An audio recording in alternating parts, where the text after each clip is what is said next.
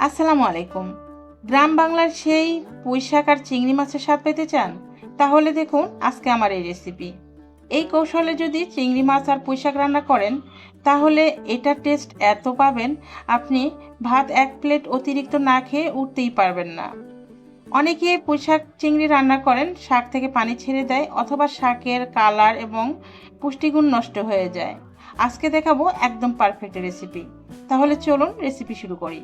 প্রথমে শাকের ডাঁটার কচি অংশ পর্যন্ত আমি এই সাইজ করে কেটে নিয়েছি। আর ডাঁটা যে সাইজ করে কেটে নিয়েছি, দুটো মাঝারি আলু সেই সাইজ করে কেটে নিয়েছি। আর এখানে পরিমাণ মতো ছোট চিংড়ি মাছ নিয়েছি। চিংড়ি মাছগুলো প্রথমে ভালোভাবে বেছে কুটে এরপর ভালোভাবে ধুয়ে নিয়েছি। আর এখানে দেখুন শাকের যে বড় পাতাটা, সেই পাতাটা অর্ধেক করে কেটে নিয়েছি। আর শাকের ছোট পাতাটা আস্ত রেখেছি। প্রথমে শাকগুলো ভালোভাবে ধুয়ে পানি ঝরিয়ে নিয়েছি। এখানে সবগুলো উপকরণ ভালোভাবে ধুয়ে পানি ঝরিয়ে নিয়েছি। এবার রান্না করার জন্য চুলায় কড়াই বসিয়েছি আর তার মধ্যে পরিমাণ মতো তেল দিয়েছি। আর ফোড়নের জন্য দিয়ে দিচ্ছি কোয়াটার চা চামচ করে জিরা আর কালো জিরা। অবশ্যই এই দুটো উপকরণ ফোড়নের জন্য দিবেন, তাহলে এর ফ্লেভারটা খুবই সুন্দর আসে। আর দিয়ে দিচ্ছি বড় সাইজের একটা পেঁয়াজ কুচি, তার সাথে দিচ্ছি 2 থেকে 3টি রসুনের কোয়া কুচি।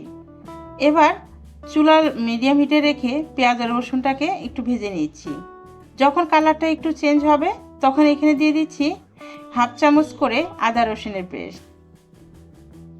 আদা রসুনের পেস্ট দেওয়ার পর আদা রসুনের পেস্টগুলো একটু নেড়েচেড়ে ভেজে নিচ্ছি যতক্ষণ না পর্যন্ত এর কাঁচা গন্ধ চলে যাচ্ছে। যখন এর কাঁচা গন্ধ দূর হবে আর খুবই সুন্দর একটা ফ্লেভার বের হবে, তখন এখানে দিয়ে দিচ্ছি স্বাদ অনুযায়ী লবণ।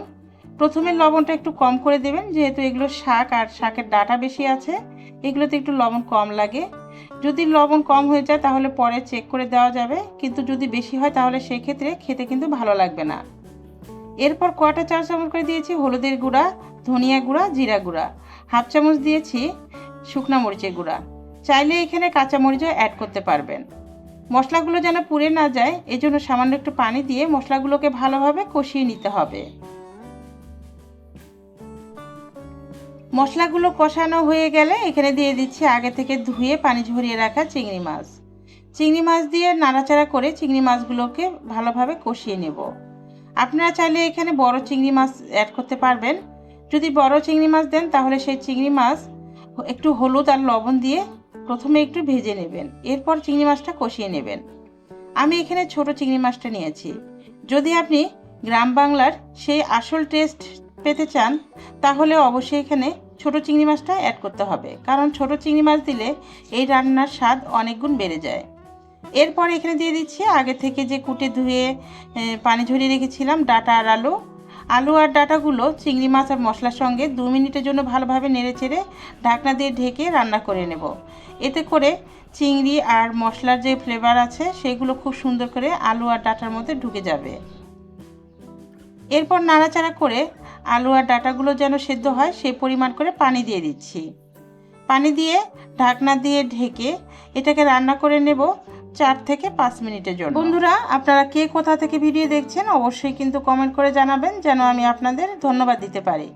আর আমার এরকম সহজ আর মজাদার রেসিপি পেতে চ্যানেলটি সাবস্ক্রাইব করে রেখে দিতে পারেন। তো প্রায় 5 মিনিট আলু আর ডাঁটাগুলো সেদ্ধ করে নিয়েছি। আর এই পর্যায়ে কিন্তু আলু আর ডাঁটাগুলো সেদ্ধ হয়ে গেছে। ভালোভাবে নেড়ে চেড়ে নিচ্ছি।